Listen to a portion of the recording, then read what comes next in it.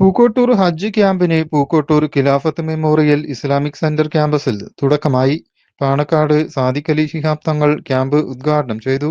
ഒരു യാത്ര, അത് ഹജ്ജ് യാത്ര, journey of A life time എന്നാണ് ഹജ്ജ് യാത്രയെ BBC വിശേഷിപ്പിക്കാറുള്ളത്.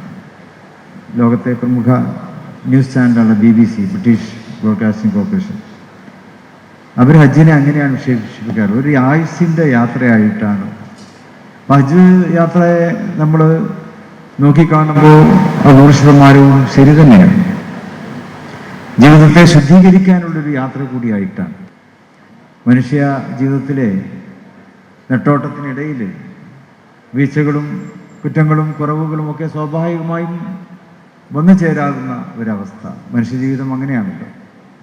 അവിടെ അതിൽ നിന്നൊക്കെ മുക്തി നേടിക്കൊണ്ട് സമ്പൂർണമായ പാപ വിമോചനത്തിൻ്റെ ഹൃദയവിശുദ്ധിയുടെ ഒരു ജീവിതത്തിലേക്ക് നമുക്ക് തിരിച്ചു വരുവാനുള്ള അവസരമാണ് ഹജ്ജ് യാത്ര എന്ന്. പാണക്കാട് അബ്ബാസ് അലി ശിഹാബ് തങ്ങൾ അധ്യക്ഷനായി. PK Kunhalikutty, P Ubaidullah MLA, Kunjumon കാക്കിയ, Mujeeb Pookkottur, Mathappuzha, Muhammad കുട്ടി ഹാജി, സൗദി നാഷണൽ KMCC നേതാക്കൾ എന്നിവർ പങ്കെടുത്തു. സംസ്ഥാന ഹജ്ജ് കമ്മിറ്റി മുഖേനയും സ്വകാര്യ ഹജ്ജ് ഗ്രൂപ്പുകൾ വഴിയും ഈ വർഷം യാത്ര തിരിക്കുന്ന 10,000-ഓളം ഹാജിമാർക്കായാണ് ക്യാമ്പ് ഒരുക്കുന്നത്. വിപുലമായ സജ്ജീകരണങ്ങളാണ് ക്യാമ്പിനായി നടത്തിയിട്ടുള്ളത്. ആരോഗ്യ യാത്രാ നിർദ്ദേശങ്ങളും പുണ്യഭൂമിയിൽ പാലിക്കേണ്ട കാര്യങ്ങളും അന്താരാഷ്ട്ര യാത്രാ നിയമങ്ങളും ക്യാമ്പിൽ വിശദീകരിച്ചു. മുൻ കേന്ദ്ര ഹജ്ജ് കമ്മിറ്റി അംഗം അബ്ദുസമദ് പൂക്കോട്ടൂരാണ് ക്യാമ്പിന് നേതൃത്വം നൽകുന്നത്.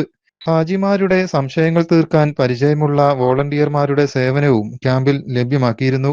ക്യാമ്പ് ഞായറാഴ്ച വൈകിട്ട് സമാപിക്കും. News bureau, Malappuram. നമ്മുടെ കുബൂസ്, അത് നമ്മുടെ ഗൾഫിൽ കിട്ടുണ്ടായിരുന്ന കുബൂസില്ലേ, നിനക്കിഷ്ടപ്പെട്ട ആ കുബൂസ്.